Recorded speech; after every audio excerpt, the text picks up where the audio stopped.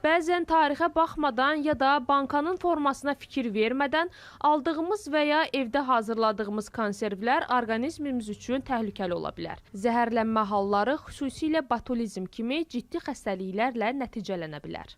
Mədə-bağırsaq sistemi xəstəliklərinin artmasını görə bilirik biz və çox təəssüflər olsun ki, günümüzün ən böyük bəlalarından biri də onkoloji xəstəliklərin günü-gündən artması, yaşının cavanlaşmasıdır ki, konservləşmiş qidalar aparılmış elmi araşdırmalarda bəlli olub ki, birbaşa onkoloji xəstəliklərin yaranmasında ciddi rol oynayırlar.